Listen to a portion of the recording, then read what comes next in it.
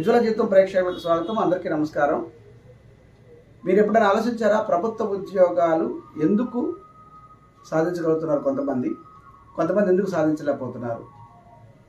ప్రభుత్వ ఉద్యోగాలు కావడానికి వీళ్ళు చేసిన పనులేంటి, కొంతమంది చేసిన ఏ పనులు చేయకపోవటం వలన వాళ్ళకి ఉద్యోగం రాలేదు అనే అంశాలు ఈరోజు మనం మాట్లాడుకుందాం. మొట్టమొదటిగా వీళ్ళకి ప్రభుత్వ ఉద్యోగం పొందిన బలమైన కోరిక ఉంది. నాకు ప్రభుత్వ ఉద్యోగం కావాలి అని బలమైన కోరిక ఉంది. ఆ కోరిక కారణంగానే వీళ్ళకి ఉద్యోగం పొందగలిగే అవకాశం వచ్చింది.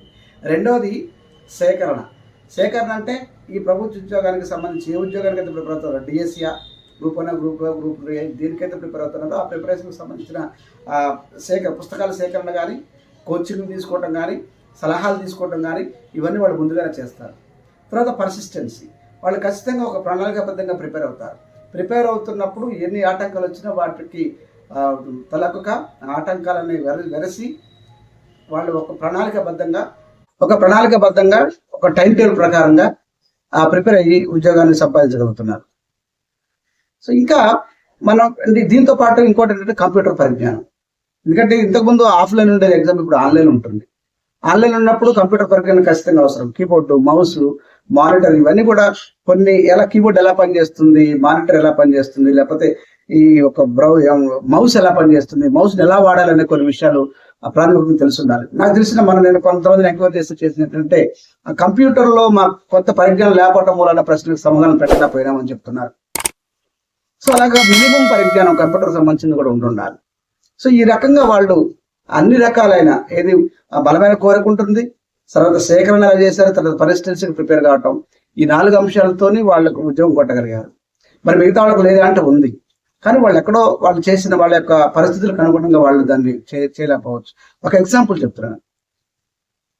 2002 డిఎస్సిలో ఓపెన్లో ఒకే పోస్ట్ ఉంది. ఆ పోస్ట్ కోసం ఒక అతను ప్రిపేర్ అవుతున్నారు. నాకు తెలిసిన శ్రీనివాసరెడ్డి గారిని ప్రిపేర్ అవుతున్నారు. ఈయన ఈ పోస్ట్ నాదే అన్నట్టుగా ప్రిపేర్ అయ్యారు.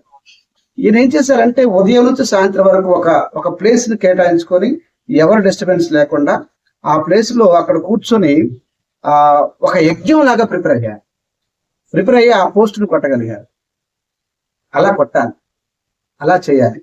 ప్రభుత్వ ఉద్యోగం అంటే కొంత, ఎందుకంటే ఒక శాలరీ తక్కువ, 2 లక్షల రూపాయలు 3 లక్షల రూపాయలు వచ్చే సాఫ్ట్వేర్ ఉద్యోగాలు ఉన్న ప్రభుత్వ ఉద్యోగం కోసం ఎందుకు తాపత్రయపడుతున్నాం అంటే అందులో కొంత వెసులుబాటు ఉంటుందని, లేకపోతే సమాజానికి సేవ చేయాలి అనే ఆలోచన వాళ్ళు ప్రభుత్వ ఉద్యోగం కోసం చూస్తుంటారు. అదే డిఎస్సి 2024 రిజల్ట్స్ వచ్చినవి 1:3 ప్రకారంగా పిలిచారు. వాళ్ళు సర్టిఫికేట్ వెరిఫికేషన్ జరుగుతుంది. 9వ తారీఖు వాళ్ళకి నియామక పత్రం కూడా ఇచ్చే అవకాశం ఉంటుంది.